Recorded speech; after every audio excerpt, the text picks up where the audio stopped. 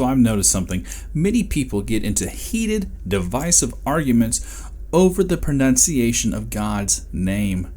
But they might be missing the entire point. So walk with me on this one. First and foremost, I gotta ask, who made all the languages? Who created them? Let me direct you back to the Tower of Babel, where God babbled their languages. How many more? ¿Qué tú hablar? So I gotta ask again, do you really think that the God of the universe, who created the language, doesn't understand the language when you call him by Jesus, Yeshua, Isa, Yehoshua? Adonai, Elohim, Yahweh, Jehovah. That's a stretch. That's a stretch to think that he can't understand that. That's inconceivable. What's create? That is inconceivable. And you gotta think about this too. From my personal background, I have a background in choir as well as opera. So we did a lot of singing in other languages, and we would have to learn how to sing different people's names or different emotions, different thoughts in different languages.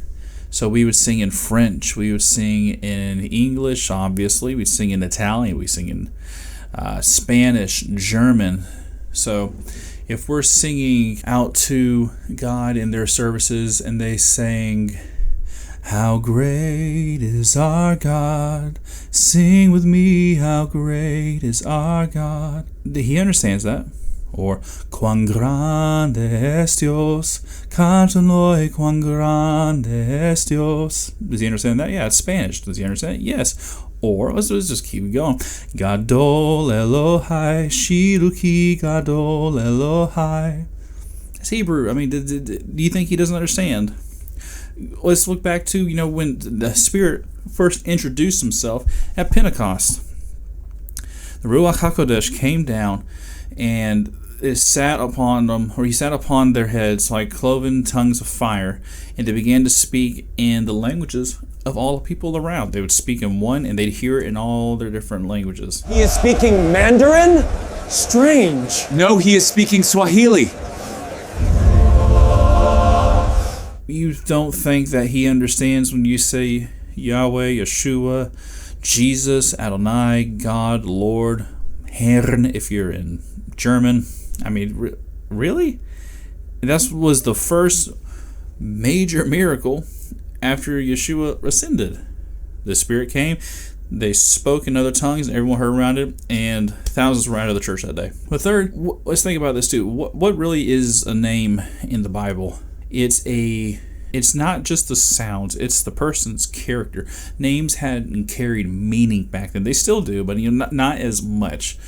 You have people nowadays who just name it off the wall things that there's no meaning behind it. So there's not really that much meaning behind the name anymore. There should be, I would argue for it.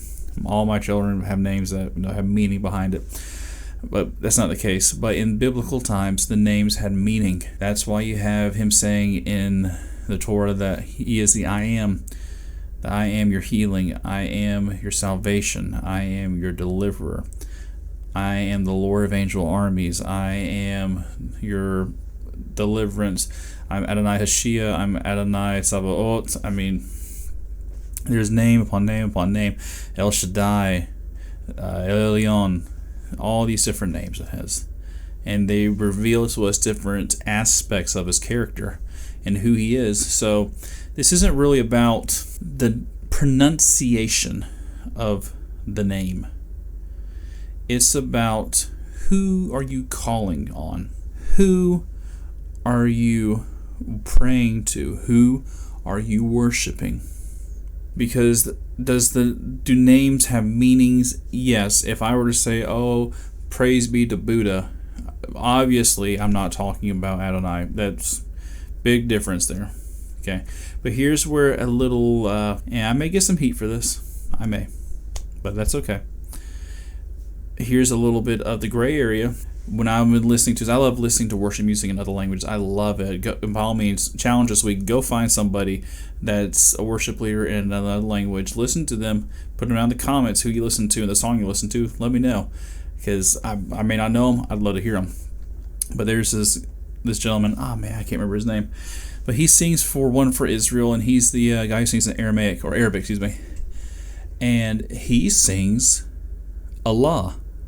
Now, whoa, hold a minute. Allah is the God of Islam. Well, you're not wrong. You're not wrong. But, big but here. Allah is also the name or the word for God.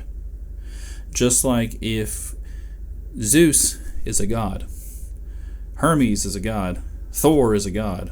One of the many, all of the pagan gods, pick one, add it, they're a god. Okay? But when I refer to God, Adonai, Yahweh, Jehovah, Yeshua, God, I'm referring to Him. Do you think God doesn't understand the difference? Or let's be a little more specific. Do you think Yahweh doesn't understand the difference of who I'm speaking to or speaking about? No, of course He does. He knows the intents of the heart. He knows a man's heart. The scriptures tell us that He knows a man's heart. The deepest, most innermost parts of our heart, He knows it. He knew us before we were formed in the womb. You think He wouldn't know us now? Of course He does. So, don't focus so much on just, how do I pronounce His name? I got to get it right. By all means, research it, look into it, find out, what the scholars say, figure out what your church says, but just make sure that when you call out to God, you're calling out to the God of the Hebrew Scriptures. You're calling out to Adonai, calling out to Jesus or Yeshua, however you want to pronounce His name or say His name. But make sure that you're just worshiping and calling out to the correct God. Jesus is my Redeemer. Yeshua took my place. Yeshua delivered me. And don't let anybody block you from calling on His name. So call Him out in your language, your tongue. He'll hear you. He'll listen. Shalom. I'll see you next time on the Groom's Promise. Goodbye.